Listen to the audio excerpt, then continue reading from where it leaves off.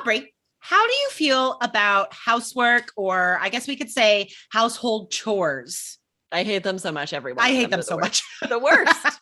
It's crazy to me that anyone likes housework. I actually know a couple of people who don't mind. I hate it. I No, hate everything thank about you. it. No, Nope, thank nope, you. nope, nope, nope. So let's give some examples before we go into these model speaking part one answers that we will provide for you today. So again, housework, household chores, describing your home, right? These are all topics that come up in speaking part one on the IELTS exam. So what are household chores? Because I think even that can be confusing for students. Maybe in some languages, they don't have a word that groups together all of these tasks like we do. I'm not sure, but I know students have a tough time with this. So what are household chores? I'm going to list them in order of the ones I hate the most. Wait. I'll at least list a few, right? Cleaning toilets, Blech. doing the dishes, cleaning baseboards. Those are like the boards along the bottom. I am not good at paying attention to that. Worst. Washing walls. Forget that. I have Cleaning to do that all the time. Vacuuming. Organizing, just straightening the mess that kids make all the time. Dusting. Dusting is terrible. Tidying.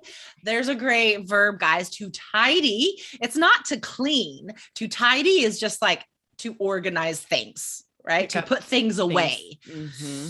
Yeah, dude, cooking, cleaning, laundry, all of this stuff is housework. These are all household chores, doing the dishes, blah, blah, blah.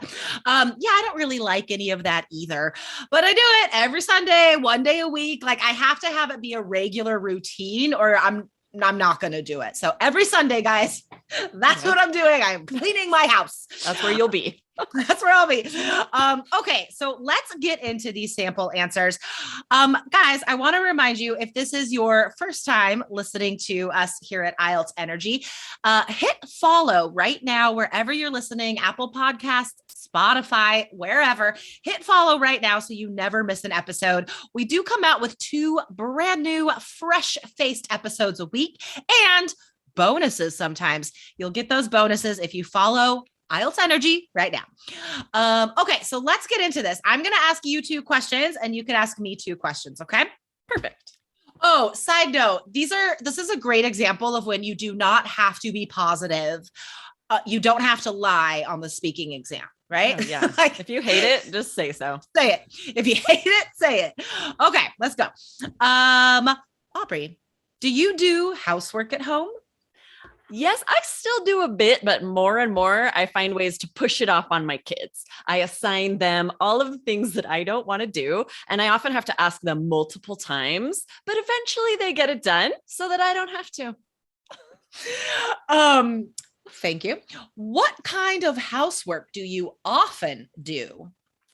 I almost every day, probably multiple times a day, I have to clean the kitchen. Even if I've asked someone else to do it, they do a terrible job and I have to redo it. No one's wiping down the counters with hot soapy water unless I do that. No one's cleaning out the kitchen. There's bits of food and gunk in there that gets hard and dried on. I still have to do that. So no matter what, it's me cleaning the kitchen. All right. So as far as like length and tone and everything about those answers, guys, completely everything that you must do on the IELTS speaking exam. Okay. Those were great, fantastic Band 9 model answers. So 3 vocabulary terms I want you guys to write down. Push it off on someone. That means you ask someone else to do your work for you. Wipe down. I think most students would just say clean instead of that, but to wipe something down is very specific. And gunk. Fantastic slang for just like gross stuff, like leftover bits of food, dirt chunks, like that's all gunk. Okay, I'm ready. Hit me. Awesome. Jessica, did you do housework when you were a child? Yeah, my mom always had a list of chores for me. I had to clean my own room. I had to clean the bathroom. I always had to set and clear the table. I had to help get dinner started if my mom wasn't home for work yet. I think those are the main ones I had to do, but yeah, totally. My mom was very strict as far as making me help her with all the housework. Do you think that children should do housework?